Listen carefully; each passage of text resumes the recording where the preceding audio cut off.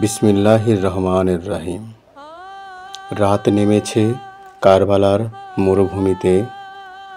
তাপমাত্রা কমে এলেও হুসাইন রাদিয়াল্লাহু তাআলা আনহু এর হৃদয় যেন আগুনে জ্বলছে। একটি কালো রাত অন্ধকারে ঢেকে গেছে সত্য ও মানবতার আশ্রয়।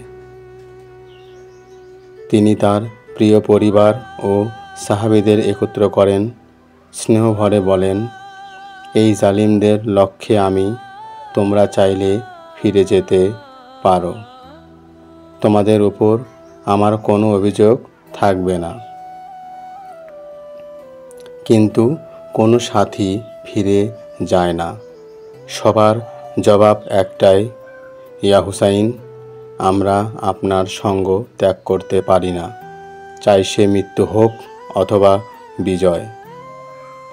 এই ছিল তাদের ঈমানের দৃঢ়তা। হুসাইন রাদিয়াল্লাহু তাআলা আনহু এবার স্ত্রী, সন্তান, ছোট্ট আলী আসগর, আলী আকবর, সাকিনা সবাইকে ভালোবাসায় ভরে দেন। তার চোখ অশ্রুসিক্ত, কিন্তু কণ্ঠে প্রশান্তি।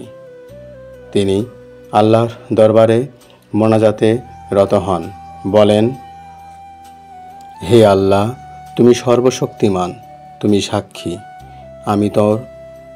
আমি তোমার প্রিয় রাসূলের দরিদ্র।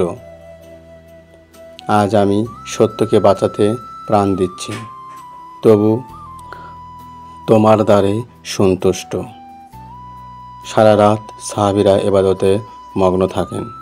কেউ কোরআন তেলাওয়াত করছেন, কেউ সিজদায় কাঁদছেন, কারো হাত আল্লাহর দরবারে উঠে আছে। শুধু একটাই প্রার্থনা, হে প্রভু, আমাদের এই ত্যাগ কবুল করো। সেই রাতে কারবালার আকাশ যেন নিঃশব্দে কাঁদছিল। এ রাত শুধু যুদ্ধের প্রস্তুতির নয়, এ ছিল আত্মসমর্পণের রাত, আল্লাহর জন্য, সত্যের জন্য, আদর্শের জন্য। এই রাতের শিক্ষা আজও আমাদের হৃদয়ে জেগে থাকে। যখন সমস্ত দুনিয়া অন্যায়ের দিকে ঝুঁকে পড়ে, তখন একাকী দাঁড়ানোই হয় আসল সাহস।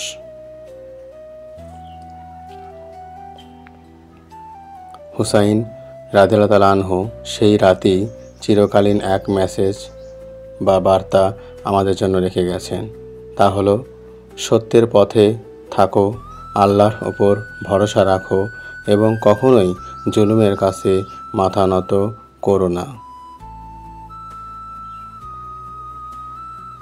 ইয়া হুসাইন, ইয়া হুসাইন।